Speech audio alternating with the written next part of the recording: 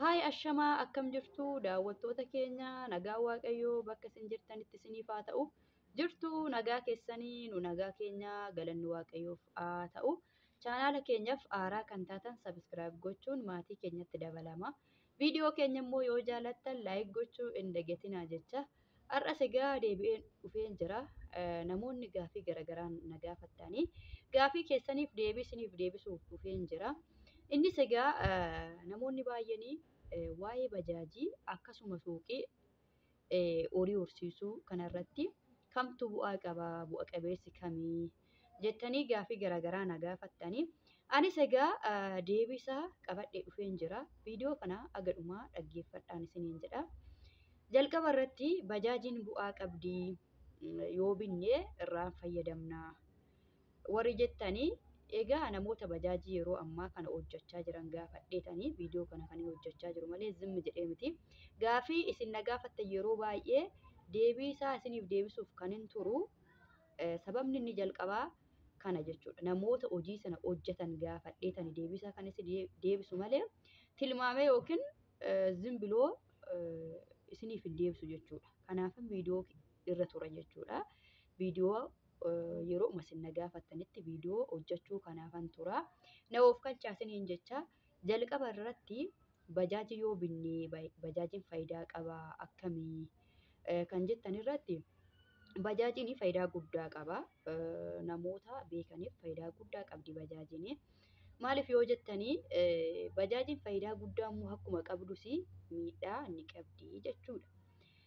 Innis bajaajii tokkomu fakkeenyaaf fi bittanii yoo ofii keessanii kan ooftan ta'e fakkeenyaaf namoonni gaafii kana na gaafattanii shamarran biyya harabaati bajaajii tokko bittanii abbaa manaa keessanitti kennitanii abbaan manaa keessan yoo oofee faayidaa guddaa qaba jechuudha.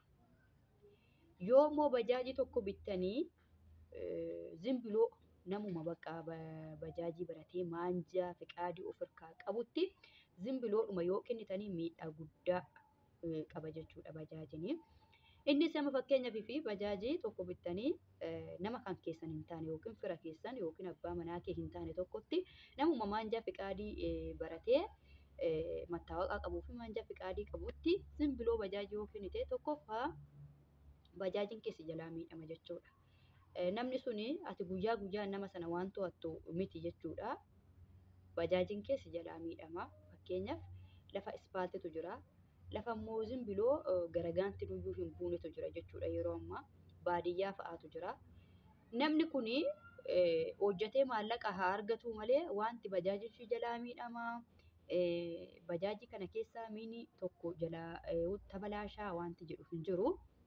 Kontiraata argannaan maallaqa argannaan bakka iddoo barbaade baadiyyaa iddoo barbaade deema jechuudha. Inni guddaan inni bajaajii sana fakkeenyaaf inni yeroodhaaf oofa qabeenya isaa miti waan ta'eef yeroodhaaf oofa waan ta'eef waanummaan inni bajaajii kana keessa yoon fuudhee baadiyyaa deeme waatu keessaa citaa waatu keessaa badaa bajaajiin kun hin caccabdii wanti jedhu tokko yoo hin jiru jechuudha. Namni inni kan uumaa jechuudha. Maallaqa argataa amma gaafa bajaajii sana hojjetuutti akka barbaadetti hojjeta. Si shawaduus immoo ni danda'a jechuudha. Fakkeenyaaf bajaajiin tokko ji'aan mana galchiti. Ji'aan fakkeenyaaf 4,000 galchiti yookiin 5,000 galchiti yoo ta'e waliigalteen keetii ji'aan 5,000. Sanaa ol yoo fakkeenyaaf bajaajiin sun sanaa ol ji'atti sanaa ol fiddee isatu fayyadama jechuudha. Ati waliigalteen kee ji'atti 4,000 jetteetii namticha sanatti bajaajii kee kennite yookiin 10,000 jettee kennite waliigaltee. Garuu sanaa ol ji'atti sanaa ol namni sun yoo hojjete hanqiidha jedhee wanti inni sii kennu hin jiru ofumaaf fayyadamaa jechuudha. Irra jireessa bajaajii tokko bitteetii ormatti kennite nama homaa hin taanetti kennite jechuun walumaa galatti abbaa sanaaf bajaajii biteen kenne jedhi malee naaf hojjetan jedhi. Maaliif jennaan hojiin biizinasiiti waan ta'eef chaansidha. Guyyaatti amma kontiraata argachuu danda'a. Kontiraata 3 argachuu 4 argachuu danda'a. 1,500 kumaan argachuu danda'a. Sana keessatti ati ji'aan irra eeggattaa inni kan guyyaa keessayyuu si shawaduu danda'a jechuudha. Kanaaf egaa bajaajiin yoo bittee nama noormaalii maanja fiqaadii ofirraa qabu ilaalteetumatti kennite miidhaa guddaa sirratti fida.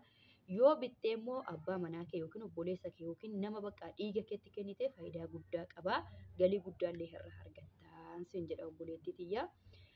Inni lammaffaa immoo waa'ee horiitti. Horii horsiisuu warri barbaadan jechuudha. Bakka isin barbaachisaa. Bakka qabaannan bootaa horii sanatti horsiistan qabaannanii faayidaa guddaa qaba. Sangoota fa'aa bittanii jechuudha. Sangoota uqqattuu bittanii manatti adallabdanii yeroo sangoonni sun waddaddee gabaarra fakkeenyaaf yeroo ayyaana masqalaa fa'aa gabaarra yoo oolchitanii faayidaa guddaa isiniif qaba. Sangoota ta'e horii adallabuudhaaf immoo bakka qabaachuun dirqama. Akka qaldiitti miti jechuudha. Sirriitti yaaddanii nyaata ishiitti yaaddanii dhugaatii bishaan waan hundumayyuu ulaagaa waan hunduyyuu hojjechuudhaaf ulaagaa qaba jechuudha. Suuqii hojjechuuf ulaagaa mataasaa qaba. Horii adallabuuf ulaagaa mataasaa qaba. Bajaajii hojjechuuf ulaagaa mataasaa qaba jechuudha. Zimbiloo hojiidhuma jedhameef osoo hin ta'in yookiin namarraa argitaniif osoo hin ta'in inni guddaan kutannoodha jechuudha. Waan kamirratti kutannoo immoo hidda qabaattanii wanti hojjennu kun ulaagaa maal maal nu barbaachisa kan jedhu sirriitti xiyyeeffattanii karoorsuun barbaachisaadha. Kanaaf egaa horii adallabdanii gurguruun faayidaa guddaa qaba. Garuu bakka qabaachuun murteessaadha. Horiin sun yoo maal akka fayyadamtu baruunis barbaachisaadha isiniin jedha. Waa'ee suuqii immoo kanaan dura baay'ee isaa viidiyoo 2-3 hojjedheera. Suuqiin bu'aa qaba. Warri jettan suuqiin kanaan duras viidiyoo hojjedheera. Suuqiin bu'aa qaba. Innis akkamitti bu'aa qaba kan jedhu qabxii 3 wayii kaaseen ture. Suuqiin normaalii bantee wanta si barbaachisu mana keetiif wanta si barbaachisu achuma suuqii sana keessaa galmee malee yookiin safara malee fuutee fayyadamta yoo ta'e suuqiin osoo ati hin beekin kisaaraa guddaa seensisa. Suuqii immoo banattee wanta mana keetii si barbaachisu alaayyis kanfalteetuma bitta waan ta'eef egaa kan kooti jettee safara malee keessaa fuudhuu dhiistee yeroo zayitiis ta'e wanti ta'e dhumee galmeessitee yookiin kanfaltee yoo fuutee akkasitti yoo hojjette adeemsa akkasiitiin yoo hojjette suuqiin faayidaa guddaa qaba jechuudha. Hojiuma biraa keessattuyyuu suuqitu faayidaa guddaa qaba. Egaa suuqiinis wanti hundumtuyyuu akkaataa itti hojjetan beekuun barbaachisaadha. Safara malee yoo fuudhuu baatte seeraan xanaqqaqxee yoo qabde suuqiin faayidaa guddaa qaba. Warroonni banachuu barbaadan illee banadhaa hojjedhaa. Horii dhaltiittiin isinii deebi'a. Horii dhaltii yoo akkamii warri jettanii horii dhaltii fi sangoonni garaagarummaa qabu. Horii dhaltii yoo bittanii fakkeenyaaf kan faranjii fa'aa yoo bittan jechuudha. Kan faranjii yeroo ammaa kana Itoophiyaa keessatti aannan baay'ee waddadee jira jechuudha. Garmalee aannan waddadee jira. Kanaafuyyuu namoonni dhaltii gabaarra dhaltii fa'aa horii carraan irra sin buusee saawwan dhaltii fa'aa kan faranjii bittanii jijjiirama guddaa jechuudha. Jijjiirama ammana hin jedhamne fiddu waggaa 2 keessatti jijjiirama ammana hin jedhamne fiddu. Maaliif yoo jettanii yeroo ammaa kana aannan magaalaa keessatti bakka 2 yookiin bakka 3tti argitu jechuudha. Ishiinuu leetirri tokko yookiin birrii 300 yookiin birrii 400 jechuudha. Gimmaasha fa'aa. Yeroo itti immoo walumaa galatti dhabamu hin jira. Itoophiyaa keessatti immoo fakkeenyaaf horii dhaltii qabaattee mana keessaa elmitee gurgurta yoo ta'e isa faranjii fa'aa yoo ta'e jijjiirama guddaa. Maaliif yoo jette daa'immaniif yeroo baay'ee Itoophiyaa keessatti daakuu isa xaasaa sana hin bitan suuqirra. Akka fedheeyyuu haa ta'u haa waddaduu birrii 10,000 illee too ta'e Itoophiyaa keessatti ijoollota xixiqqoodha jechuudha. Ijoollota dhalattuudha. Aannan aga barbaade hiyyeessa kamuu yoo ta'e ijoollee ofiiti aannan aga barbaade yoo ta'e illee aannan hin bitu jechuudha. Kanaaf carraa akkasii fakkeenyaaf carraa horii dhaltii fa'aa kan faranjii manatti bittanii aannan gurguruu osoo argattanii baay'ee natti tola. Maaliif jennaan faayidaa guddaa qabdi jechuudha. Warra adallabdanirra warra sangoota bittanii adallabdanirra warra saawwan ishii kan elmamtu dhaltii kan faranjii bittanii fakkeenyaaf lamuma yoo bittanii jijjiirama waggaa 2 keessatti jijjiirama guddaadha jechuudha.